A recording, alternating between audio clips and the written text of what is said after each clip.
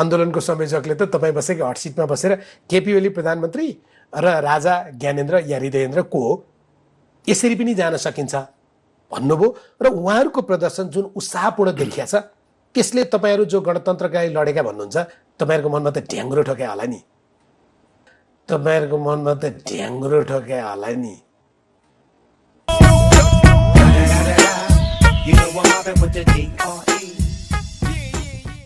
तर तपाईँ एकचोटि भन्नुहोस् न हामीले 64 सालबाट 82 सालसम्म यो 18 वर्षमा गर्यौं चाहिँ के काण्डका खाप तपाईलाई भनिदिनु पर्ने हो कि भ्रष्टाचारका सूची तपाईलाई भनिदिनु पर्ने हो कि हैन काहीँ न काहीँ तपाईँकै पनि नाम जोडिया छ कति ठाउँमा र यो फस गया सीएम यसो पार्टी की मिटिङ समझ के फस यी श्री तीनहरूले जे गरिरहेका छन् त्यसपछि मान्छेले विकल्प सोच्न पायो विकल्पका रूपमा एउटा राजतन्त्रलाई पनि उले लियो उसको के गल्ती भयो उसको के गल्ती भयो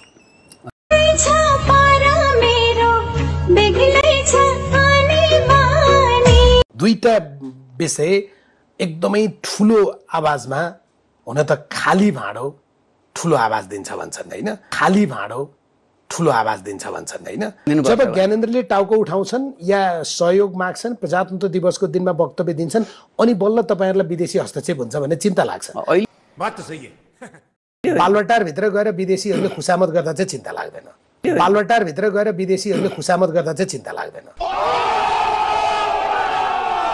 को यो 18 वर्षलाई तपाई हामीले हेर्यो भने यो जनतालाई नकारात्मकता विनिमय गरे जस्तो हुन्छ तर तपाई काण्डको चाङ अदालतको हालत अख्तियारको हालत यो सबै सुन्यो भने गणतन्त्र त गनाइसक्यो नि हैन गणतन्त्र त गनाइसक्यो नि हैन मेरो खराब पानी छ मेरो खराब मलाई दिए गणतन्त्र गनायो होइन के गणतन्त्रमा कतिपय काम त नसकेपछि त छोड्नु पर्यो नि त हैन यो कुनै केले चाहिँ के ओगटेर बसेको साडेले के ओगटेर बसेको भन्छन् हाम्रोतिर समझ रहे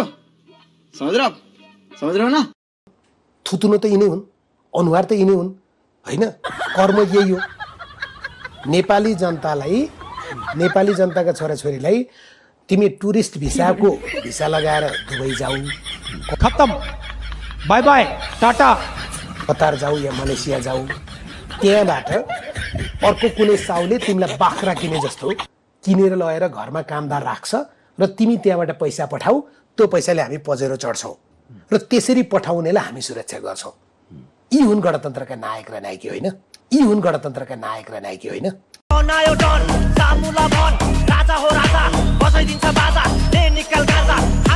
गणतन्त्र नायक नहुने शासकहरू भनेर लागेका छौं लाग्छौं र म पूर्ण विश्वासकी छु भने आगामी दिनमा तपाई हराइसक्नुभयो तपाई त अब गोर्खाको खोप्लाङतिर खोज्नु पर्ने ठाउँमा पुगिसक्नुभयो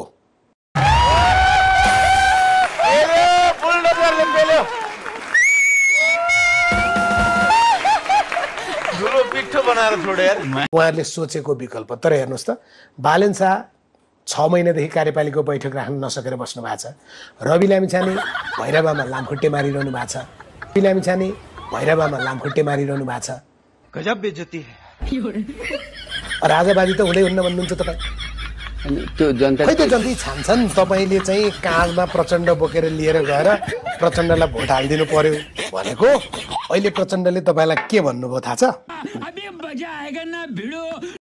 हाँसोका पात्र भएका छन् बाबुराम के देशभरि कस्तो बुद्धि नभएको डाक्टर सबभन्दा बुद्धि नभएको डाक्टर भन्ने चिन्छन् मान्छेले भन्नुभयो प्रतिक्रियाले नै पत्याउँदैन आजकल हाँसोको पात्र भएन बाबुराम के देशभरि कस्तो बुद्धि नभएको डाक्टर सबभन्दा बुद्धि नभएको डाक्टर भनेर चिन्छन् मान्छे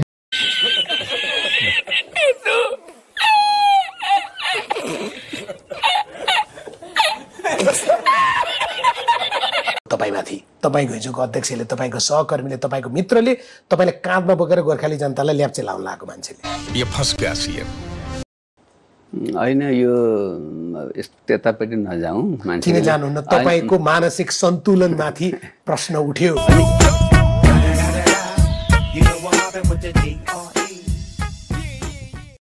संयोगले अर्थमन्त्री र प्रधानमन्त्री हुने अवसर पनि पायो। राजनीतिमै थियो, राजनीतिले नै हो देश परिवर्तन गर्ने। तर त्यत्रो दिमाग भएको बाबुराम सामाजिक सञ्जालमा लेखेर अन्ततः खेर गए।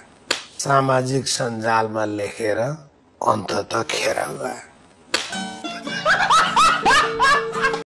तर उहाँले अन्तिम भोज खानुहोस्, त्यो चाहिँ भुत छोरी खानुहोस् होइन। जनताको मुटु कलेजो सबै खाइसक्नुभयो, अब कान र खुर पनि खानुहोस्, केही समस्या छैन।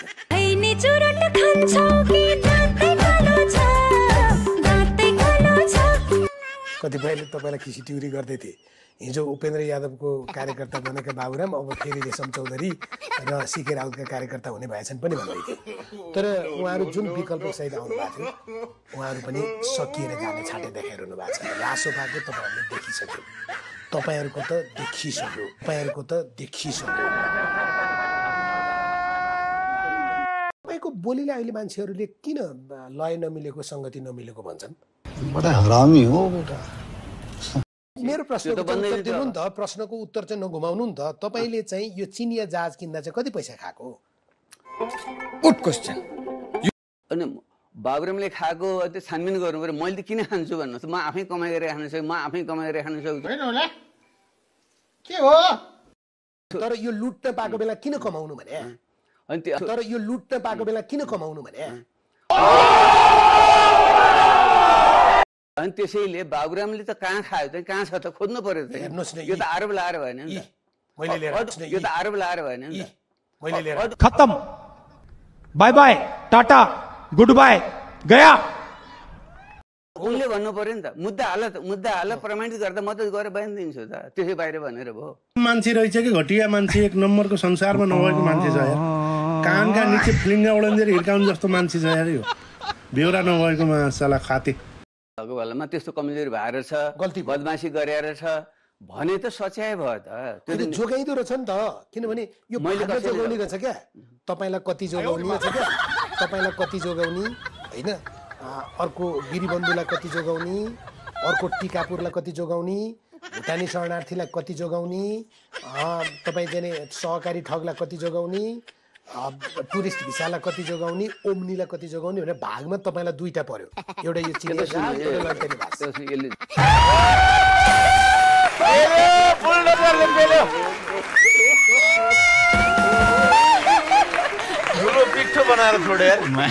त्यो आरोप पनि लागेको थियो, खास गरी ससुराली वाद। त्यो त्यो त्यता पनि नजाउँ। त्यो खालि सामान्य कुनै पदमा फेरि योग्य मान्छे, त्यो इन्जिनियरलाई इन्जिनियरिङ क्षेत्रमा तपाईँको एउटा चाहिँ गजब लाग्छ क्या मलाई। तपाईँलाई अलि अमिलो प्रश्न भयो भने चाहिँ त्यता नजाउँ भनेर टार्दिनु। यसको उत्तर खोजेको होइन, त्यो ठुलो विषय नै होइन त, कहाँ हो भन्नु त। कि त परिवार तपाईँले योग्यलाई लैदिनु भयो। यो त बाँदरलाई रुख चढाउने जस्तो हुन्छ क्या होइन। बाँदरलाई रुख चढाइदिएपछि के हुन्छ, त्यसले विध्वंस मचाउँदैन। अहिले बाँदरहरू रुख चढेर विध्वंस मचाइरहेछन् नि त, त्यसको म तयार भइयो।